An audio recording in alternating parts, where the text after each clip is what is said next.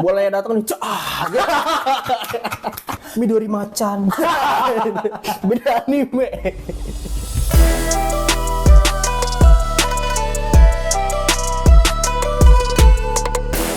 Ada nggak sih karakter di anime yang nggak suka pakai baju, jago main bola sambil melawan roh jahat, terus jago tembak-tembakan dan kalau mati bisa hidup lagi? Tenang di. Itu semua karakter tuh juga gue tunggu-tunggu banget. Itu semua bakal ada di anime sequel musim ini. Ini dia Rekomendasi anime sequel Fall 2024 versi anime Kane.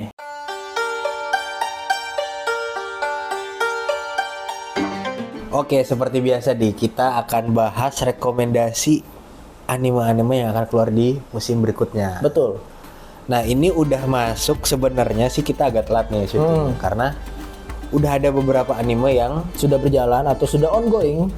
untuk episode satunya. Betul. Dan itu sebenarnya masih bisa kalian kejar sih ya, karena anime-anime ini ada beberapa yang memang episode panjang, tapi ada beberapa juga yang episode-episode tuh pendek-pendek, kayak misalnya masih di bawah 10 atau secara keseluruhan dari episode 1 sebelumnya misalnya cuma 12 atau intinya masih di bawah 20 episode rata-rata. Nah, jadi kita kali ini akan membahas 5 anime sequel yang ada di Fall 2024. Nah, yang pertama kita punya anime apa, Di? Nah, yang pertama kita ada Re:Zero untuk yang season 3, di mana ini adalah anime yang punya fanbase tertentu dan mereka orang-orang ini tuh suka dengan anime-anime yang karakter utamanya mati nih. Jelasnya dia bahkan mati dan hidup lagi gitu loh. Dan itu tuh terus berulang berkali-kali dan gue juga nggak tahu kenapa anime ini banyak banget penggemarnya. Re:Zero season 3 ini sekarang udah season 3 maksudnya. Di sini tentunya mereka akan bertemu di sebuah kota baru nih, Pak. Mereka akan bertemu di kota Watergate di Pristella. Nah, untuk season kali ini itu akan terbagi menjadi 2 part, yaitu part 1 dan part 2. Part satunya itu sudah muncul di 2 Oktober ini, di bulan Oktober kita syuting. Yeah. Nah, untuk part 2-nya akan muncul di bulan Februari tahun depan. Jadi dia ibaratnya ada 2 part ya. Betul. Ada 2 core, jadi ngelanjutin ya ibaratnya. Ngelanjutin di musim depan. Karena yang sama sekali tidak ada part-partnya cuma One Piece. Betul. Betul. Tapi terlepas dari itu semua, Di, emang menurut gua daya tarik dari Re:Zero ini sendiri itu adalah karakter utamanya. Kalau karakter ceweknya sih banyak yang demen. Banyak yang cosplay lebih tepatnya ya. Ya, banyak juga Rem, terus Emilia, kayak gitu banyak. Cuma menurut gua daya tarik utamanya itu adalah di ceritanya, karena ceritanya itu kan kayak film Edge of Tomorrow ya kalau nggak salah. Iya, Edge of Tomorrow. Jadi dia mati hidup lagi. Jadi dia ibaratnya kayak dikasih kesempatan kedua untuk melakukannya. Oke. Ternyata yang kita orang normal kira itu adalah berkat, mungkin bisa jadi menurut dia itu kutukan. Iya, karena ya bagaimana lu ketika orang udah hopeless ya, udah mati tiba-tiba dihidupkan lagi gitu mau nggak mau. Iya, terus mati lagi. Iya.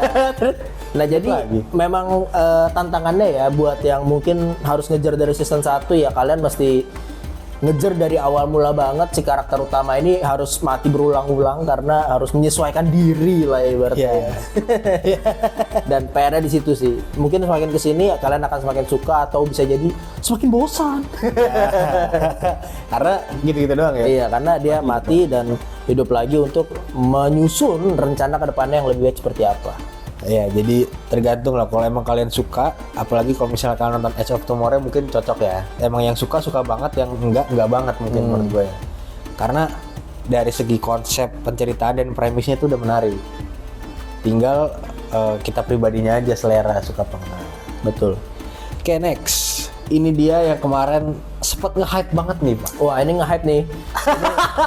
Ini nge-hype nih sampai season 1-nya udah tamat dan gue lupa waktu itu gara-gara ada apa, video-video kita yang berkaitan dengan anime ini itu nge-hype lagi, Pak. Iya.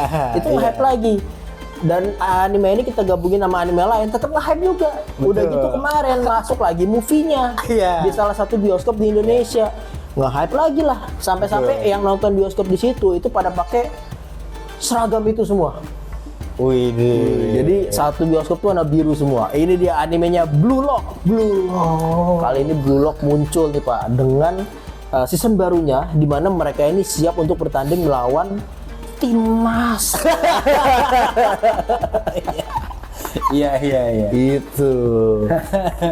Dan ini gue nggak mau spoiler, tapi kalau bagi yang baca manganya ya. Ini tuh seru ya setengah mati. Ya, lu bayangin dari manga aja yang gambar tidak bergerak aja udah seseru itu, apalagi kalau dianimasikan, digerakin, ditambahin emosi. Wah, tentunya apalagi ditambah dengan sound effect dan juga ketegangan yang bisa ditambahkan lain ya. Iya, menurut gue sih itu bakal gila banget. Terus atmosfernya juga bisa dibikin sedemikian rupa dengan sinematografi kan. Dan yang menarik di Blue Lock ini adalah adanya tuh penekanan hiperbola, Pak. Pada saat ketika permainannya itu dimulai kan dia nggak seperti AOASI yang benar-benar real sepak bola banget ya. Kalau di Blue Lock ini ada beberapa hiperbola ketika dia mau nendang meskipun bukan jurus ya. Tapi tetap bisa dinikmati lah hiperbolanya kayak gitu. Iya, karena dia mungkin yang menurut hiperbola ini bukan sih kayak dia ada waktu untuk mikir dulu. Iya. Ada jeda untuk mikir kayak gitu-gitu nggak sih? Iya, dan sekali nge-shoot tuh bisa busung. Bolanya datang Ya gue kira kayak Tsubasa. Beda Ya, ini ada. Kalau Tsubasa kan ya Tsubasa kun. Midori Macan. Beda anime. Iya, kalau Tsubasa tuh lama, salto lama banget. Dudar lama. Jenis-jenis anime sport berdasarkan hiperbolanya ya. Tapi tetap menarik untuk Blue Lock ini. Berarti itu efek-efek grafis ya. Betul. Efek grafis sama sound efeknya. Itu oke banget sih, dan dia bakal sering-sering bikin konten-konten tentang Blue Lock ya. Betul. Apalagi kan waktu itu kita juga sempet seru banget tuh bikin ya kan. Nih, videonya dia di atas ini. Bisa lihat. Berarti itu Blue Lock kita nggak sabar banget nonton tim Blue Lock lawan timnas Jepang. Timnas Jepang U20. Betul. Ini kan timnas U20 kan. Mungkin timnas seniornya siapa tahu ada Tsubasa. Betul. Ada Ishizaki. Kita nggak tahu. Udah senior mereka. Wakabayashi. Sulit. Oh, ada ini. Endo Mamoru tau gak? Aduh, siapa lagi? Oh, tahu. Endo Mamoru. Tangan iblis. Oh, tangan Tuhan. Gak bisa dilawan. Seluruh Blue Lock lawan dia gak kuat. Gak kuat cuy. Gak bisa. Oke. Nah, nextnya kita ada anime mau dibilang isekai bukan, dibilang fantasi tentu, karena ini adalah anime yang bisa melawan roh-roh jahat. Nah, anime apa itu, Pak? Ini adalah anime dari salah satu Big Three. Bleach. Wadaw. Bleach, lebih tepatnya Bleach Seinen Kesenhen. Bleach ini ya, karena dia salah satu dari Big Three, jadi sayangnya ya menurut gua, dia telat, hype-nya telat. Big Three itu kan hype-nya di masa-masa kita kecil kan. Betul. One Piece, Naruto. Kalau enaknya One Piece itu emang masih berjalan sampai sekarang, jadi penikmatnya ya kita-kita. Mungkin anak-anak muda udah nggak nikmatin One Piece. Ya paling sama angkatan di atas kita. Naruto, angkatan kita tapi udah kelar. Bleach ini yang sayang karena ada jeda waktu yang lama banget baru muncul lagi. Iya. Jadi mungkin selera anak-anak zaman sekarang udah bukan Bleach lagi.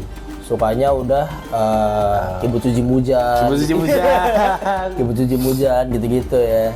Ya, terus ada juga Chainsaw Man, Jujutsu Kaisen. Tapi masih tetap bisa kita nikmatin karena itu masih seru banget, apalagi grafisnya udah diperbarui. Dan itu masih tetap ditunggu-tunggu, apalagi kayak misalnya kayak contohnya kayak gue yang emang mau nostalgia.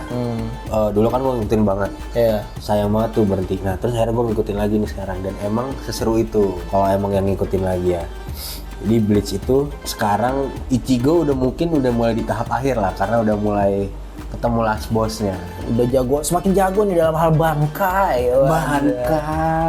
Salah satu anime Big Three ini kalau emang kalian suka dan emang kalian pernah nonton nih, apalagi kalian angkatan kita, kalian wajib banget untuk nonton. Buat kalian yang suka feel-feelnya sama seperti Naruto, feel-feelnya sama seperti One Piece, cuman treatmentnya beda karena dia akan melawan roh jahat, atau di sini sebenarnya udah lawan fokus sama udah Quincy gitu ya. Ya, bisa dicoba untuk Bleach. Betul.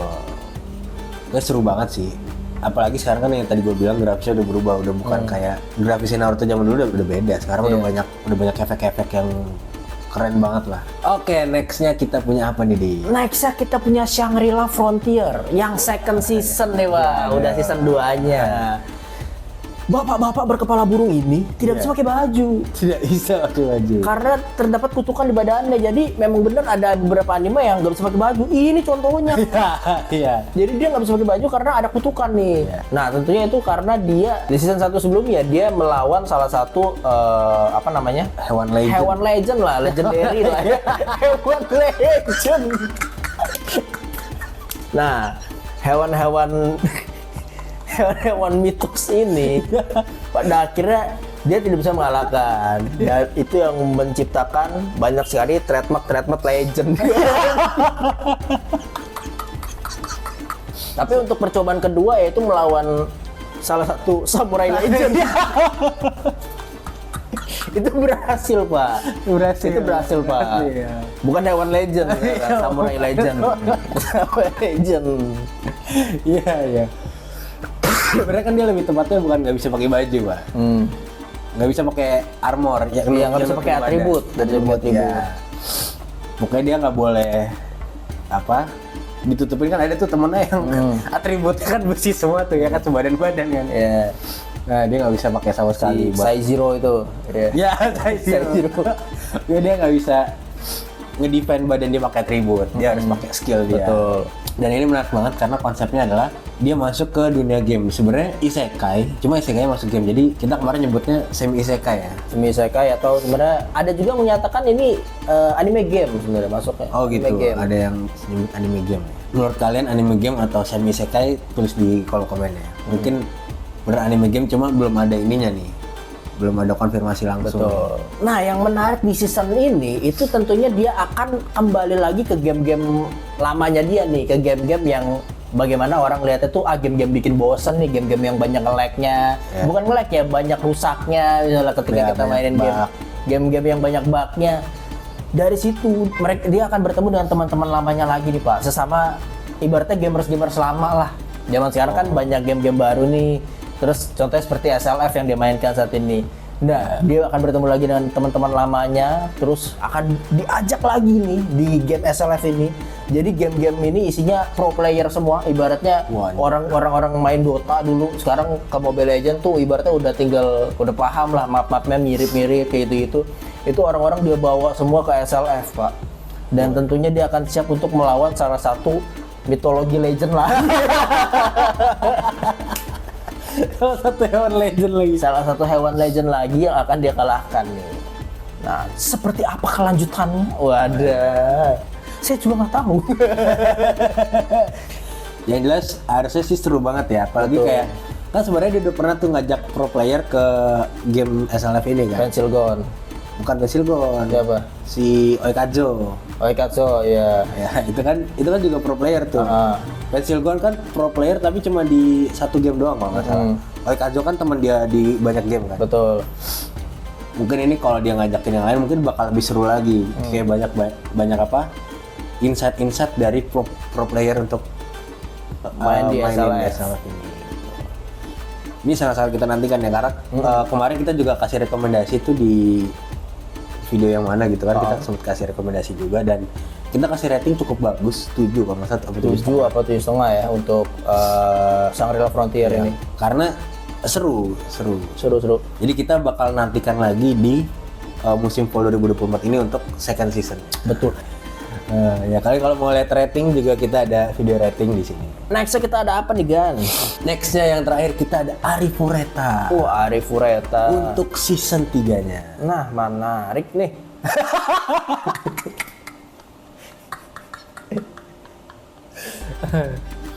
Otak lo kagak sinkron ya. Menarik. Ya, jadi Arifureta ini menceritakan tentang Hajime Nagumo, Pak. Dia itu menurut gue menarik karena di season 1-nya itu dia sekelas dibawa nih ke isekai. Terus disuruh untuk namatin suatu labirin atau dungeon. Oke. Jadi dipanggil nih ya ke isekai sama Dewa. Udah kayak Jotaijo skill ya. Ya, ya. Iya. Di dalam perjalanan di dungeonnya itu dia nggak sengaja jatuh pak. Jadi kan itu ada 100 lantai nih. Di lantai ke 60-an dia tuh jatuh. Dikira orang-orang udah mati. Dan betul dia di situ udah kayak hopeless banget karena sisa monster-monster yang di luar kapabilitas dia. Betul. Apalagi kan dia sendiri kan. Dan dia kelasnya itu bukan role-nya itu bukan kayak petarung lah. Nah di situ akhirnya dia sampai tangan dia putus, terus dia udah hopeless banget. Akhirnya mau nggak mau, saking laparnya dia harus makan daging monster. Dia dapat kekuatan monster, barulah dia bisa beradaptasi dan ngelain satu dungeon. Nah sekarang akhirnya dia tuh punya objektif mau balik lagi ke dunianya pak. Nah balik lagi ke dunianya dia harus menyelesaikan setiap dungeon ini. Kan ada beberapa dungeon tuh di dunia. Menyelesaikan dungeon ini karena rewardnya itu adalah dapat sihir kuno. Yang kemungkinan ntar bakal ada sihir kuno untuk teleport antar dunia. Kita nggak tahu. Betul, bisa jadi ya. Tuh. Dan sayangnya karena dia terlalu jago, dewa pun mau ikut turun tangan. Jadi mau nggak mau mungkin last boss dia lawan dewa. Ini patut kita nantikan juga karena ya orang biasa melawan dewa, Pak. Menarik. Satu-satunya yang orang biasa melawan malaikat tuh cuma main bola, Pak. Dibahas lagi. Nanti kita juga akan kasih rating lah untuk musim kemarin. Bisa. Cuma kita belum ya. Nanti. Kita belum, nanti. Ditunggu aja. Jadi gitu, Hari Furita cukup bagus untuk ditonton di musim ini, apalagi udah season ketiga. Jadi kalian worth it banget untuk nonton season 1, season 2, dan menariknya adalah dia ini adventure. Dia ini fokus di adventure dan juga ada haremnya. Pokoknya komplit, dan MC-nya juga nggak naif. Dia juga jago banget lah, jago tembak-tembakan. Dia bisa dengan skill dia bisa bikin pistol, railgun, gatling gun, mas mau yang berhubungan dengan tembak-tembakan dia mantap banget. Oke, itu dia tadi semua yang udah kita ceritakan, kita curahkan dalam hal anime sequel Fall di 2024 ini. Gimana kalau menurut kalian? Kayaknya ada lagi nih yang bisa gue tambahin nih bang. Betul. Kayaknya ada anime-anime menarik yang bisa ditambahin di Fall ini nih bang. Nah itu silakan aja kalian komen di bawah ya. Betul. Karena 5 tadi adalah versi anime kane. Betul. Yang menurut kita emang kita suka ya. Dari isekai lah, terus main bola lah. Tapi bukan yang lawan malaikat. Terus ada Bleach lawan Roro jahat, salah satu Big Three. Shangri-La Frontier. Oh iya. Anime game juga. Pokoknya menurut kita ini udah oke banget. Tapi kalau misalnya ada yang menurut kalian lebih oke, silahkan tulis di Kolom komentar. Sekian dari Anime Kane, Azaz. Azaz.